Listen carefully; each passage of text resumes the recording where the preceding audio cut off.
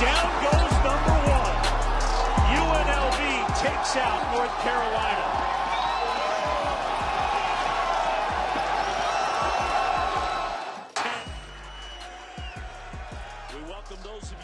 Welcome back, Rebel fans. I'm Curtis Terry, and it's great to be back for another Rebels Relive History live stream. I hope everyone's been staying safe and healthy since we were last together, and that everyone continues to do so. Today, we're going to take another ride down memory lane, and we'll be reliving the Runnin Rebels' upset win over number one ranked North Carolina from November 26, 2011 in the Las Vegas Invitational Championship from the Orleans Arena. We're going to pick up action here 4 minutes into the game, as we got a late start on this one because of the Florida State-Florida game that preceded this from college football back in 2011. As always, it won't just be me hollering at you guys all afternoon. Today, we're going to be joined by former Runnin Rebels, Mr. Mike Moser and Mr. Justin Hawkins. How are you guys doing today? Doing well. Good. Now tell me, fellas, I mean, obviously this is a big game here in Runnin Rebel history. This was a couple years after my time. Just goes to show how old I am. But what do you guys remember? I mean, first of all, with you, Mike, what do you remember initially when you think back to this upset win that you guys pulled off? I think the biggest thing was see, ain't nobody forgot about that. yeah, I remember that one. That's what you remember, right? Man, the biggest thing I remember had to be the crowd, man. This crowd, I mean, I don't know when's the last time a game has been played at the Orleans, but golly, they really packed the house. And it was North Carolina Rebel fans for miles. Like, I'm talking, it was loud, crazy. It felt like the Thomas and Mack. It really did. A little condensed version of the T&M over there at the Orleans Hotel. I mean, we started off right there. I mean, just a couple minutes into the game, you get Anthony Marshall, the mayor himself, the mayor that we all will proudly represent today after some comments last week, right?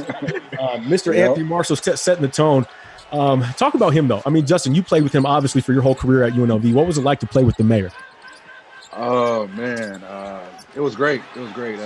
We had goals coming in as freshmen, making sure, we get UNLV. I wouldn't say get it back on the map, but just sustaining what you guys built, or should I say not built, but, what you guys had going on, making the NCAA tournament, beating ranked team, making sure that whenever, UNLV, comes across a particular, let's see us playing like, we're there to represent, for the city. For sure. Now, fellas, obviously, I mean, it's been a while, like myself, but since you guys been in Rebel uniforms. I know, Mike Moser, I know you're actually out in Dallas right now. You just finished up your playing career. But why don't you update the Rebel fans and Rebel loyalty to what you've been doing over the last couple of years until where you are now? Yeah, no, after I was done playing, I had a cup of coffee with the Boston Celtics and the Phoenix Suns and ended up playing majority of my career overseas. I ended up retiring last summer. My last season, I played in France. And I actually signed on this past year to be a player development coach with the Dallas Mavericks. So I've been doing that kind of all season. And now we're just kind of sitting around waiting for the season to start up again, hopefully. So, yeah, that's what I've been doing. Okay. You had a cup of coffee. Was that decaf? Very decaf. No sugar, no cream. Very decaf. It's all good. You're in a good place though now with the Mavericks. I know them very well from my brother Jason, his time there with the Dallas Mavericks. A lot of good people down there. And actually, my father still lives there, as well as Jet and his daughters and his wife. So I know you'll be taken care of down there in the D for sure. Now, for you guys, I mean, Oscar Belfield, point guard play is always important, right? Running the show for you guys. Jayhawk, talk to me though, because with this group here, this was Coach Rice's first year in charge at UNLV. A lot of this team was holdovers from the Coach Kruger era. For you guys, what was it like in terms of playing for a new coach, but still having the nucleus of the same guys from the previous year? I think it was easier for us to buy. Well, I wouldn't even say buy in because we already bought in, from before. I think for us, it was easier to adapt on the fly. Like, Coach Rice came in and he wanted us to run right away. And I remember those summer practices, it was all about running, 6-8 second shot clocks, just getting up and down the floor. Like, he don't care, make misses, whatever. Almost everything was a good shot in his eyes. Everyone playing free, having confidence, to do what they do. Like, everyone, if you had a wide open shot, you could take it, take your man off the bounce. You're able to explore, on offense and on defense. And you mentioned there, Coach Rice, 6-8 second shot clock, getting shots up quick. Yeah. I mean, he did coach Jimmer, right? So, I mean, it's no secret, no reason as to why he likes getting shots up quick and from deep. Right. Now, Mike, your path was a little bit different than Jayhawk. So obviously, Jayhawk was a 4-year guy straight out of high school at UNLV. You had a couple stops along your way, as did Chase Stanbeck. Why don't you talk about what it was like for you from going to UCLA and then making that transition over to UNLV along with Chase? And the transition was smooth as I can remember. I mean, I remember being on my visit and just bonding with the guys. And you know how visits are, man. You're there 1-2 days. So you say, how can you bond with some guys? It was just like that. Like, they all just seemed like good, genuine dudes. And that's really the reason why I came here more than anything. And once we got going and everything, it just all clicked. You know, when Coach Rice came in, he was humble enough to allow us to kind of do what Kruger did defensively and give us enough freedom offensively to kind of do whatever we wanted, really. He obviously put us in good situations. And, man, we had guys that could take advantage of it. So many guys that could bounce the ball, so many guys that could shoot the ball. Transferring is easy here. It is really. I mean, and what better place to come, right? Absolutely. Than Sin City. We have is perfect. Yeah. Now, I mean, now Jayhawk, you got to go ahead and update everybody on what you got going these days. I know me and you, we see each other. Unfortunately, not this spring, but we usually see each other every year at the Final Four. Only one thing's different now that I noticed is you got the shaft mustache going on. What's going on, Jayhawk? What are you up to these days? Man, this quarantine's killing me. I can't get to a barber to save my life right now. But let me tell you this, though. When things open back up, if you need a barber, come out to Vegas. I got a guy named G at Sin City Cuts out here. He takes care of me. And I definitely think he can work some magic on that stash you got going. You're my man, G. Right. I'll definitely let you know. But I'm out in Stockton right now at University Pacific. I'm the video coordinator, going on my 5th year now. Man, just enjoying this college coaching life. You know, just seeing it from a different angle, different eyes now. You know, from playing, you know, for the 4 years and now coaching 4 years. Like, it's just crazy how time flies. Oh, for sure. I mean, that just says how old we're getting, right? Just days ago. I mean, years ago, you and Anthony Marshall were chasing me down, running me out of there, and then you took over 31. Right. But tell me this, guys. And I'm gonna start with you first, Justin. With this North Carolina team, they come into the season playing you guys. They're preseason number 1. They're number 1 ranked in this game, going into this championship game. They've got 7 guys on the roster that ended up playing in the NBA. What was your guys' mindset in terms of what to do against this team with just so much accolades and just so much about them and what they should be able to accomplish? 7 guys in the NBA. There are 4 that starting 5 were lottery picks, I think. Like, it was crazy. But I know, like, in the summer, like, everyone had this game scheduled on the calendar, you know, as a possibility. So we knew, like, we were going to have our early tests against teams, but we knew, like, coming in this game, like, we couldn't. We had to minimize as many mistakes, execute the game plan, stuff like that. Like, I don't think a lot of people remember, like, the game against USC before this. Like, we kind of struggled for a majority of the game because we were just so hyped about the opportunity to play North Carolina, and you know, we pulled away at the end. But I think for us, like, with us having an older and more mature group, like, we weren't afraid. Like, we came out the aggressors, we stayed the aggressors, and nobody had egos of, man, I'm about to go get 30 tonight, I'm about to go do this, I'm about to go do that. Like, whoever had the hot hand, we fed them. Like, you could hit 2-3 in a row, we're going to come right back to you. It wasn't, you know, someone hit 2-3 in a row, and, all right, now it's time for me to get mine. Like, it was nothing like that. And what that says to me is just continuity, right? Just experience. You guys have been there before. I mean, returning the whole team, new coach coming in, but the same core, the same guys, the same mentalities, philosophy. And for those Rebel fans, I mean, we just saw it a minute ago, Mr. Mike Mose with that patented short catch in the short post, square up, knock down that 15-foot jump shot. I mean, but you guys they had Tyler Zeller, John Henson, Harrison Barnes, Kendall Marshall, McAdoo, Reggie Bullock, PJ Harrison. I mean, you're talking about, like you said, 4 or 5 guys that were lotto picks, and I think 4 of those 7 are still in the league. I mean, I don't think people understand what you guys really accomplished, and even got to give credit to Coach Rice and what they were able to come out and what you guys did, continuing what Coach Kruger and what we built there to sustain that move forward. Talk to me, Mike. I mean, you just had a turnover there. I hyped you up on the jump shot before, but the turnover there. That's typical Mike. What are you talking? That's typical Mike. I was gonna say, man, yeah. I don't think most people again, man. Oscar, Chase, those seniors, man, they really carried us. I can't speak for a lot of other guys, but I was nervous this game. From the tip off to about halftime, I was pretty shook with the game. I'm turning the ball over, missing lay. I was really shook. I mean, this is my first really big game, you know, as a Rebel, and I mean, you see it show there. I was like a nervous little kid. He was all over the place. He was all over the place. Well, I'm going to say, Mike, if that was you being nervous, man, it definitely paid off at the end because you finished with a stat line of 16 points and 18 rebounds as a sophomore against the #1 team in the country. So, hey, you grew up very quickly, man. And as we continue to jump into it, we've got some questions that everybody submitted on Instagram, on YouTube, and on Twitter. Continue to do so. We're going to get through those so that way these guys can interact with you. But make sure that you guys continue to subscribe to the YouTube channel. Hit that subscribe button. Make sure you follow the Rebels on social media, at the Runnin Rebels on Twitter, at Runnin Rebels on Instagram, at Runnin Rebel Basketball on Facebook. Make sure you subscribe. Stay in tune with what these guys are doing, not just the current group and the new group coming in, but what these guys have done in the past. They are Rebels. They are our family. We want to make sure that we keep everybody engaged. First question that we're going to throw out here is going to be off of Twitter from Joe Sabaski. Question for Mike Moser. Mike, what was your reaction to Mozilla when it was released? Oh, man. It's funny. I remember the first time I saw it, they randomly brought it out while I'm in the middle of shooting my free throws. And I clanked both of them long as all get out because I'm looking at this big old me and I'm just like, what is going on? Like, it was ridiculous. It was the craziest thing, though, I've ever seen, man. There's nothing that had me more excited every time they brought that out during the games that year. Like, that meant a lot to me. Like, it really did.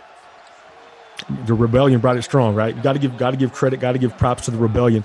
I mean, Jayhawk, what do you remember in terms of just the atmosphere? What was it like for you playing in the Thomas and Mack in terms of playing in front of the Rebellion and the fans that supported you guys during your time? There was nothing like it, playing in front of 18,000 plus pretty much nightly, and just hearing all the Rebel chants, seeing the Rebellion go crazy. Like, the things that they did were like first in the country, with the Mozilla, with the different fat heads, with the the neon lights. Like, the things that they were doing was first in the country. People started to copy us, years after, the fireworks show. All the environment and the atmosphere was crazy. And like when that place got cracking, it got cracking. Like, you couldn't hear anything. And I just loved running out the tunnel on that red carpet and just going to war with my guys. No, for sure. I know. I don't know about you, but I still get goosebumps every time they roll out the red carpet, every time they fire off the fireworks. And we saw you on the bench right there getting hyped when O knocked down that big three right there, and you guys go from down 6 at halftime to now you're up 5 early in the second half. Next question that we're going to throw out here, we're going to keep it going, make sure we're interacting with everybody. Off of this one's coming off of Instagram, and this is a big one. We had this a couple times ago, but I'm going to ask you guys again. Mike, we know you like to get your shots up, but during games, did you ever think about the 3-point streak? And if so, did that affect you? Never. Not once. I mean, Coach Rice, man, he was so good about just giving us confidence to just shoot whatever. I mean, I'm sure there were times that the crowd probably moaned and groaned, but that was a shot. Coach was like, go ahead, hold that thing, take it, roll the dice. I mean, that's what we were about. As far as like the streak goes, man, it's a really cool record, but it's definitely something I probably never thought about one. What about you, I just want to say hello. Tardy to the there go that, man. What up?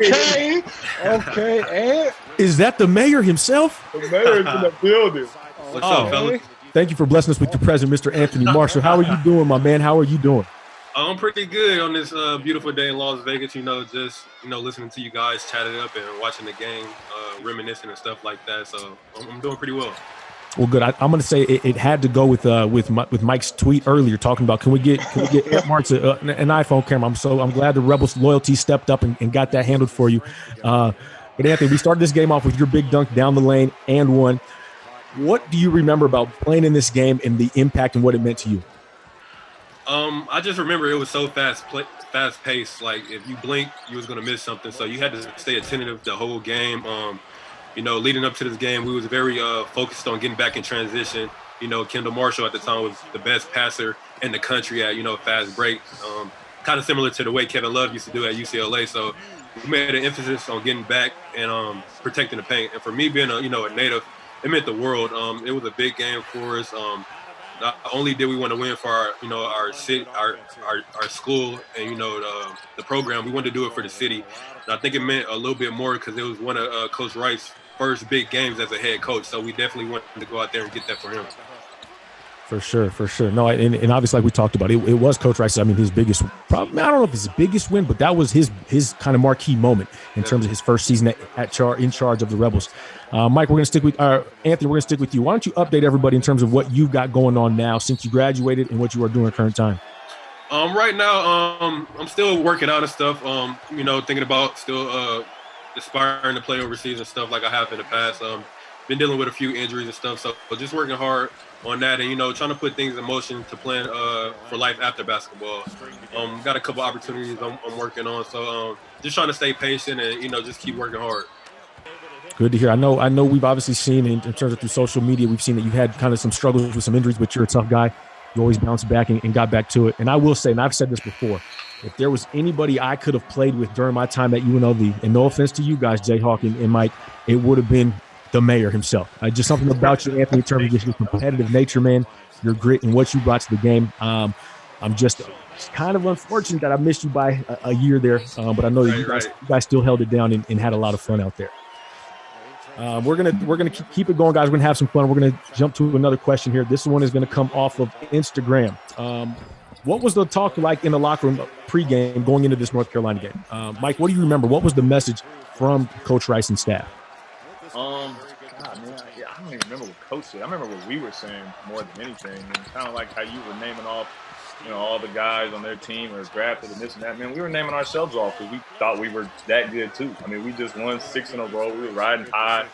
I don't think we looked at them like they were that much better than us. I really don't. I don't know, Jayhawk, what do you think? We were all locked in. I don't remember much talking, actually. I remember all of us just having that focused look on our face, like as you guys know, like you could just see it in dudes' eyes, like when they're just locked in. And the fact that literally everyone was locked in all the way down to Q, I was like, all right, like we about to win this game. You locked in, what time it is. Yeah, exactly. Yeah, so we was good to go. Like I think it was more so like how we were going to win the game. Was it going to be fast paced? Was it going to be sloppy? Was it going to be a grinded out game? It was going to be more so of that. We had to take a shot at Q there, huh? If Q's locked in, we know what it means. That was you guys. That was not me, Quintrell. Don't even think it was me. We got a shout out here for Nicholas Banner. We're going to give a shout out to Nicholas Banner chatting in from YouTube. What's going on, Nicholas? Hope all is well. We've also got a question here off of the YouTube from Chris Daly. He says, what I've always wondered is how much does winning and losing mean to you as a player? And for him, he was a member of the band from 2002 to 2008. And if we lost, in terms of the Rebels lost, he'd be depressed for days. So for you guys, how did it feel as a player? What about you, Anthony?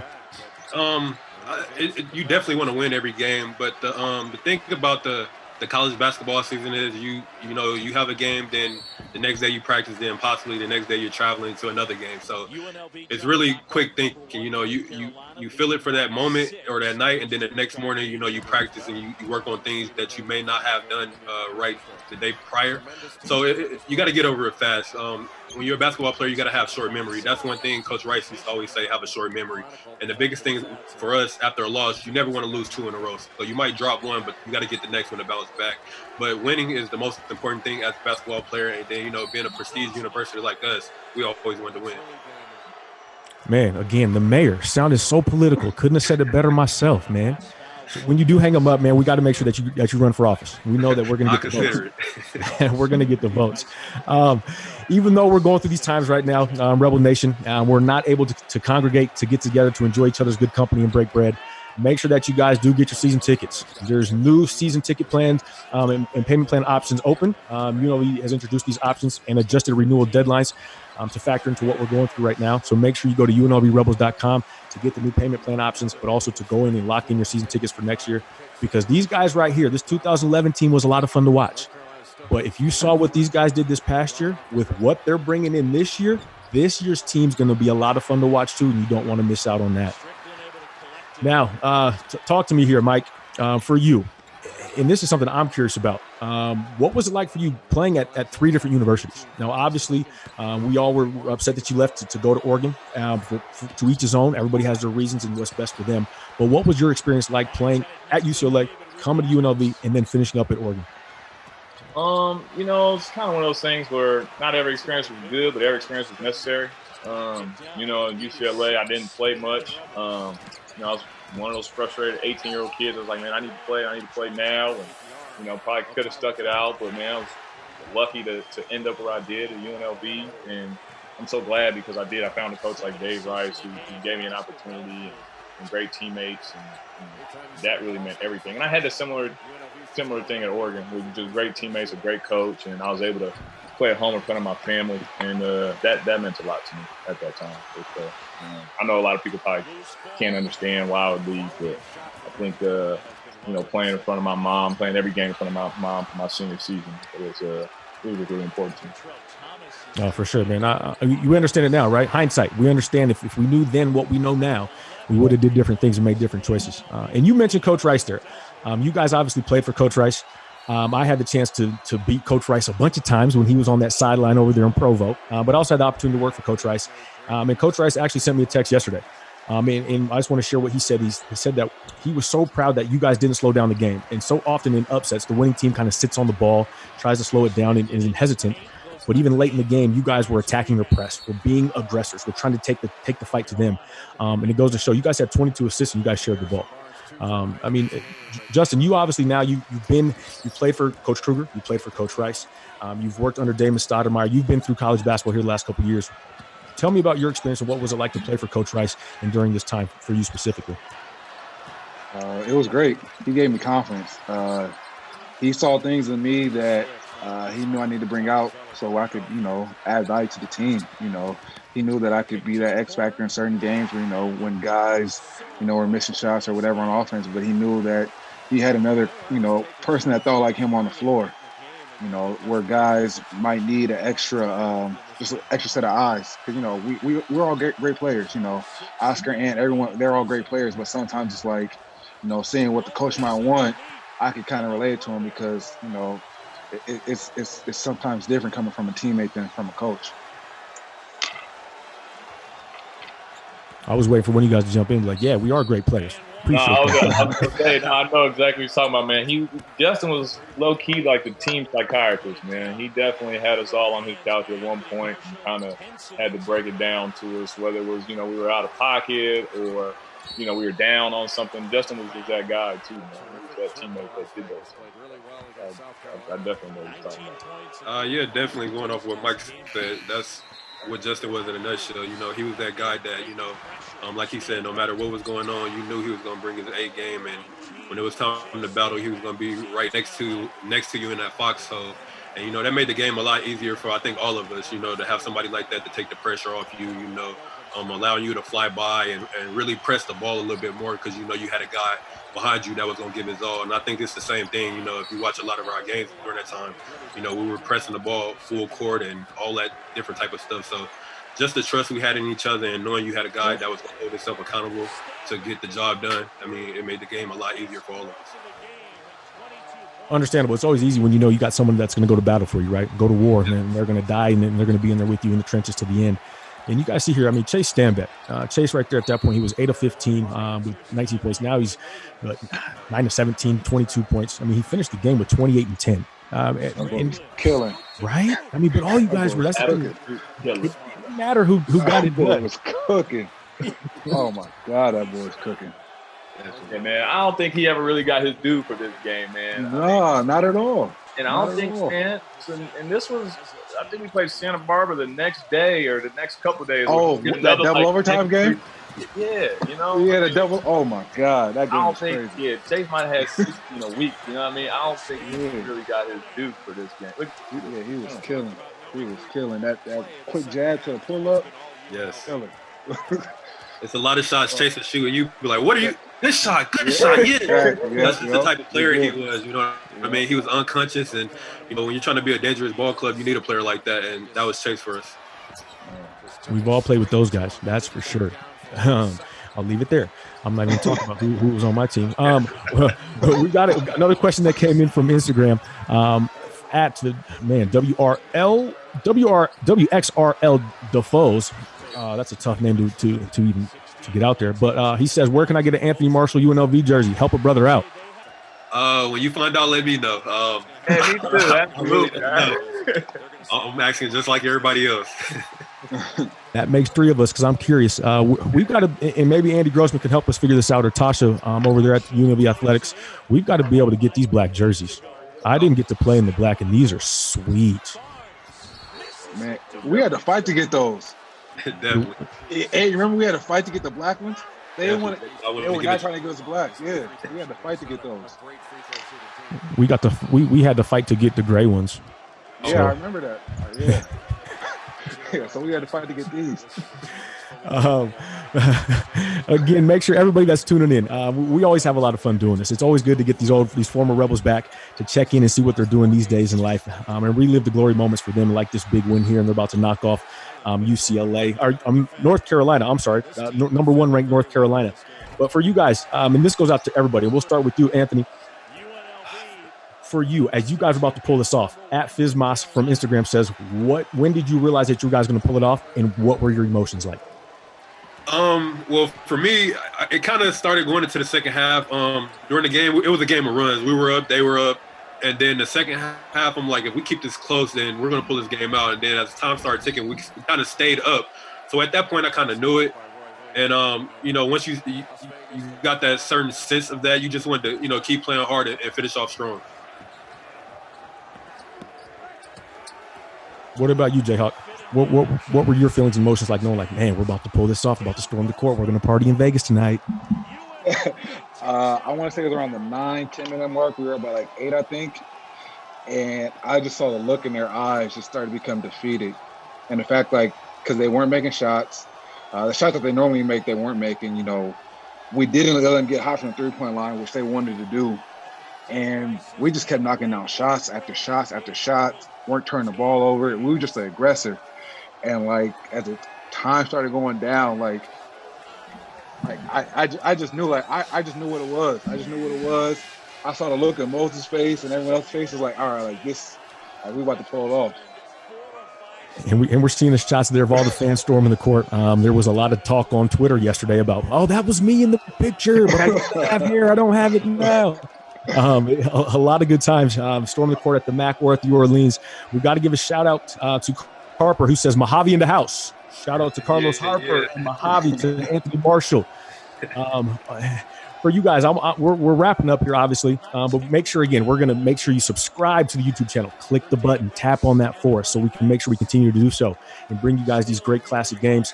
While we're here sitting in this quarantine, make sure that we can still engage and connect with current and former Rebels. Also, make sure you follow the Runnin Rebels on Twitter at the Runnin Rebels, on Instagram at Runnin Rebels, and on Facebook at UNLV Runnin Rebel Basketball. Make sure you get to UNLV tickets to get your season tickets. Plans start as low as $119. I think that's a great deal. But what I want to do here before we finish up, have you guys heard of this? You probably not. I mean, maybe, Mike. It's called Beat the Parents. It's a game here that I play with my kids. Me and my wife, we play with our kids. I'm going to ask each of you guys a question. I want to see if you guys can get the answer to these questions. I'm going to give you both each a question from the parents' side and from the kids' side. Good luck, because they're hard. So we're going to start first with you, Mr. Justin Hawkins. Where is the biggest pyramid in the world?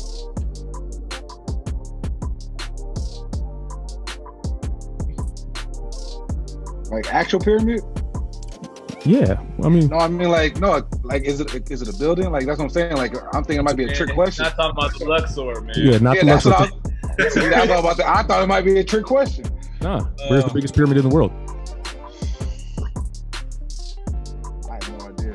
Okay, you don't. It's all right. Grad school didn't pay off too much. Mexico. The answer is Mexico. See?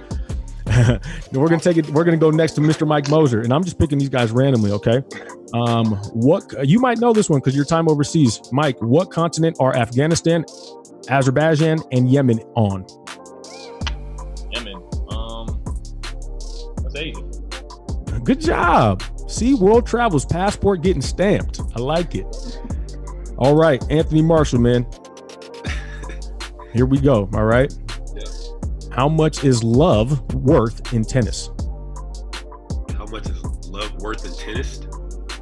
This sounds like a trick question. So I think I know that one. Phone a friend. Jayhawk for the steal. Go ahead. 0, right? Yep, exactly. 0. See? 40 serving love. Here we go. Okay, I'll give you one here that you should be able to get, I hope. And if you can't, then Anthony, we got issues, man. What is Drake's real first name? Aubrey. There we go. I thought you were going to miss that, man. For you guys, as we kind of finish up, for what you saw of this Rebels team this past season, what did you guys like and see, and what are your guys' expectations for the Runnin Rebel program moving forward? We're going to start first with you, Mr. Mike Moser. Man, it was just a different energy this year. I got to admit, Coach O really came in, and I don't know exactly what it was or what was talked about, but definitely watching them, there's just a different energy. This is a team I feel like you can really get behind. The way they play, the way they guard. I feel like it reminds me of Rebel teams of the past. That kind of defense, pressure, that intensity, and it looks like, man, they're just having more fun. I agree. A lot of fun. So I saw firsthand experience. Got to go to every game by calling the games on the sidelines. TJ has these guys fired up, and TJ and company, and these guys are taking the reins. And Marvin Coleman and David Jenks are going to have these guys rocking this year. Jayhawk, share, because you coached against these guys this year. You obviously came in with that Pacific team, and you guys knocked us off, and that was kind of the turning point for this team's season. What did you see from the opposite sideline when you guys faced this Rebels team? When we came in, I knew what it was because, watching the Rebels play a lot, I just saw a lot of egos. A lot of egos, within the team, a lot of dissension. But I knew Coach O was going to, turn that around. And he, literally after our game, I saw it turn around. I saw him challenge people. He held everybody accountable even more. Nobody's spot was promised. He did what he had to do to make sure that this team was competitive. Marvin, I've known Marvin for years. Proud of what he did, taking on that leadership role and just making sure that every guy was bought in because he knows what Runnin Rebels basketball is supposed to be like. He has that pride of not only the university but of the city. And I know he takes it upon himself personally to make sure that that UNLV is represented correctly. And talking to Coach O a lot, just throughout the year, he's trying to bring it back to how Kruger had it, how Coach Rice had it. Get UNLV back on, back in the national contention. Yeah, we're heading there. That's for sure. And I'm gonna do you a favor. I'm gonna hit up G myself and let him come get you freshened up there, Jayhawk. Appreciate that. So and we're gonna kind of close it out here with this. Mr. Anthony Marshall, you're obviously the mayor, right? You're Las Vegas's beloved. You're the hometown kid from Mojave High School. Stayed here, played, represented the university in the city. Before this game, your famous tweet was, "Why not us? Why not us? Why couldn't we not upset North Carolina?" You guys obviously lived up to that. But with that, Lawrence Murray, last question we're going to take here off Instagram. Lawrence Murray, high school kid, plays basketball at Green Valley High School. What would you say, Anthony, to him and to all the other kids in Las Vegas that look up to you and want to represent their hometown team and take the game of basketball and see what they can do with it? Never stop believing in yourself and never stop working. Like you said, my tweet before the game was like, "Why not us?" So, you just got to approach life like that when you're thinking about things you want to accomplish. Number one, you got to do away with doubt. If you have doubt, you're going to feel it right off the back. So why not you? Why you can't, stay home and play for UNLV and, help go to the NCAA tournament and stuff like that. So the biggest thing is having confidence and believing you can do anything that you set your mind to. And, that's something I obtained at a young age, and it just stuck with me. And, looking back, I was able to accomplish a lot of the goals that I had set for myself. Man, again, guys, if you guys don't, these local kids here in Vegas, if you don't look up to Anthony Marshall, this kid is done and lived the dream in terms of representing his university, taking them to the NCAA tournament, but coming back home and still being loved, a la Marcus Banks, Zach Collins. There's a lot of guys that have done that and followed in these footsteps. These are guys that you want to live up to and follow in their path. The blueprint is there. You just got to reach out and ask, and social media allows you to have that opportunity. So as we finish up here, make sure, Rebel fans, you guys subscribe, click the button.